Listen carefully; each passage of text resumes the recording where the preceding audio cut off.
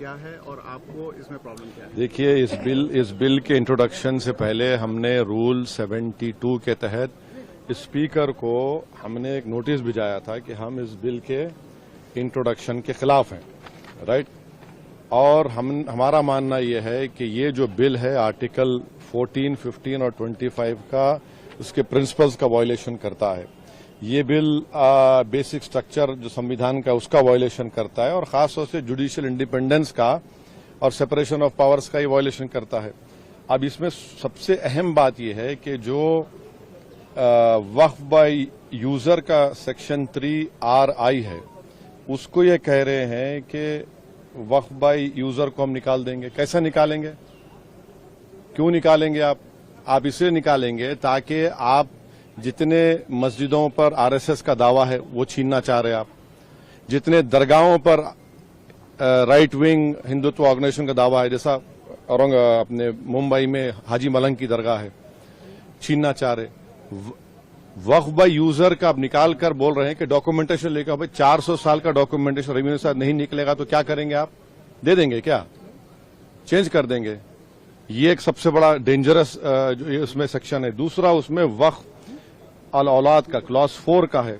देखिए, भारत में जो कानून है ना, वो किसी को रोकता नहीं है कि वो अपनी प्रॉपर्टी को विल के जरिए डिस्पोज करे या किसी को गिफ्ट दे।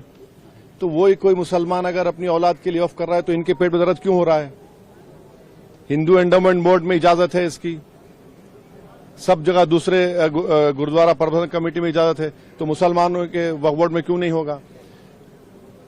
पांचवी बात यह है कि इसमें आप ये कह रहे हैं कि मुसलमान जो 5 साल उसके हो गए इस्लाम कबूल करके तभी वक्फ करेगा।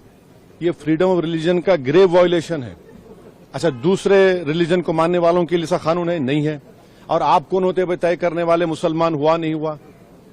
5 साल उसको रुकना चाहिए तभी जाकर, माने आप वेट करेंगे हैं?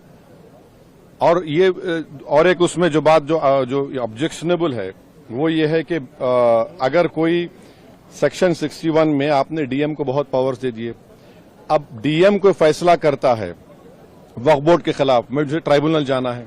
अब ट्राइब्यूनल पहले क्या था, एक जज था, डिस्ट्रिक्ट जज सीनियर CJI अपॉइंट, और 2 लोग थे। अब कह रहे हैं कि ट्राइब्यूनल में 2 लोग होंगे, रिटायर्ड डिस्ट्रिक्ट जज और एक ऑफिसर होगा, क्या होगा वो, ज्वाइंट सेक्रेटरी रैंक का।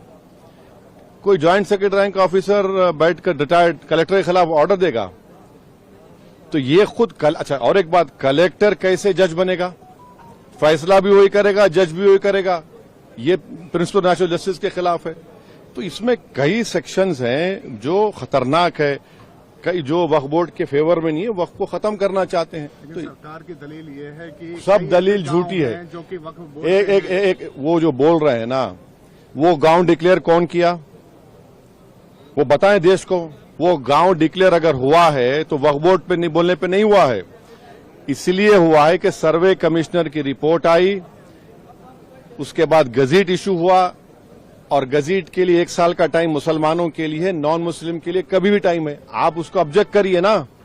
हैदराबाद में भी ऐसे के प्रॉपर्टीज थे जिनको गजीट के बाद भी कोर्ट ने ओवररूल किया। आप मिसालें दे रहे हैं। ये सुनेरी बाग की मस्जिद का अगर डॉक्यूमेंटेशन लाओ, कहां से लाएंगे बताइए?